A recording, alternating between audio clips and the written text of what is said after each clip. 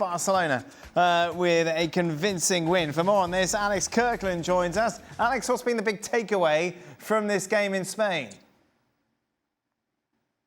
Yeah, it was fun. The fans there certainly got value for money with those 10 goals, as you say. It felt like a proper pre-season game. And the big headline, you mentioned it, Lamine Yamal. It was all about him going forward. Scored the 2 goals, played the key role in that goal for Lewandowski to open the scoring as well. He was the star for Barcelona. He is the star for Barcelona. Now it's going to be interesting how he handles that as the season goes on, because the expectation with him going into the season has gone up to another level, I think. You guys mentioned at the other end, not quite so convincing from Barca. Some really terrible defending at times, which is why they conceded three goals. But I'm sure Hansi Flick will be confident about sort of tweaking that and getting that right as we get close to the start of the season. But yeah, no question, the star was Lamine Yamal, scoring 2 pretty much textbook Lamine Yamal goals, and like I say, being the main man in attack.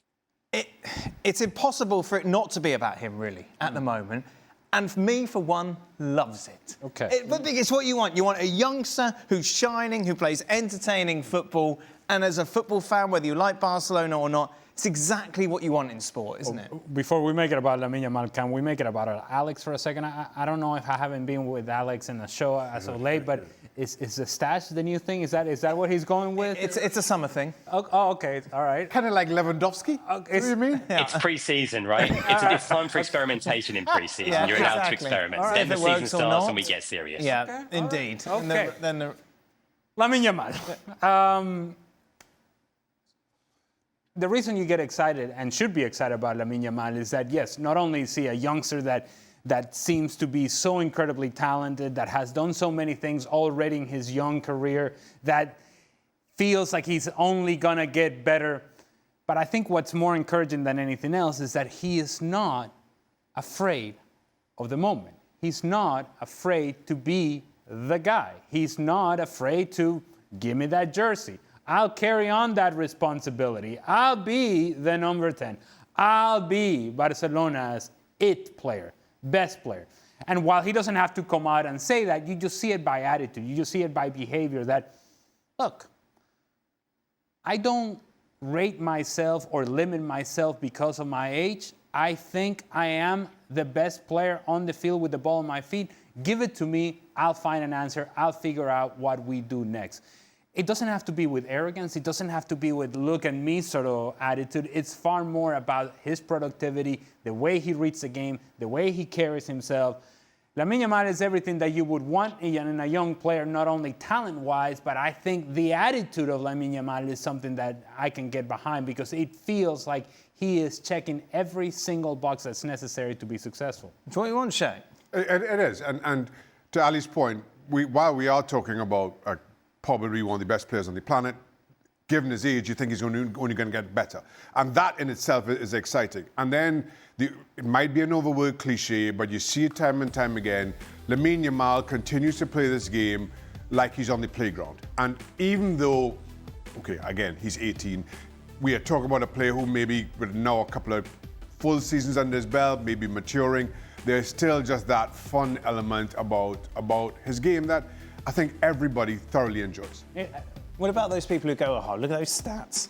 Doesn't even score every other game. Doesn't even have a goal contribution. Well, those people don't know what they're talking about because they don't know how, or they don't recognize how much he impacts Barcelona. And the best evidence of that is last season where Barcelona were flying with Lamine Yamal, he got injured, and then Barcelona began to struggle and struggle dramatically, certainly in the attacking half. During that time, Barcelona were unable to score goals at the same rate that they were when Lamine Yamal was on the field, and it's not a coincidence. To the point that you were just making there, Shaq, I look at Lamine Yamal, not only is he having fun, but he doesn't seem to be affected by the pressures of the game. He doesn't seem to be jaded by the game yet. The game hasn't taken away from him yet. The political part of the game hasn't taken away from him yet. The navigating the realities of a club or the realities of a contract saga has not affected him yet. And so everything seems like a wonderful, new, beautiful experience, and he is taking full advantage of what's in front of him. As his career goes by, and things get a little bit more political, and things get a little bit more tense with contract negotiation, and people pull in all sorts of different directions, and the people around him sort of start getting in his ear about certain things. Go this way, go that way. You're more important than this player. You're more important than that player. Things tend to get a little bit more complicated. And as he matures, grows up, life gets complicated. It's just the way that things work out. But as of right now, for him, it's very simple about, I show up on the training field, I do my very best, and I enjoy it. I show up on the playing field, I do my very best, and I do what my team needs me to do, and I enjoy it and have a smile while I'm doing it. What could be better than that?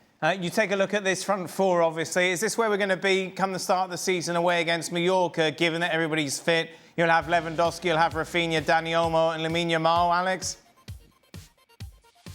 Yeah, it looks pretty close to it. It felt like Hansi Flick started this game with not far off his strongest team and then made those wholesale changes in the second half. They've brought in the likes of Rashford, of course, to give them a bit more flexibility, because last season they had to pretty much play consistently with Yamal on one side and Rafinha on the other. Dani almost up with injuries as well. But yeah, I think right now this is Hansi Flick's front four. They've got options, of course, the likes of Firmin, who can come in, like I say, Rashford, who can come in, Gavi, who had a nice cameo in this game as well, who might want to play a bit more this season than he did last season. But yeah, I think for now, this is still Hansi Flick's preferred front four. Alex, looking at the bookies and how they have La Liga set up, it's interesting that Real Madrid are favourites ahead of Barcelona. Do you see why?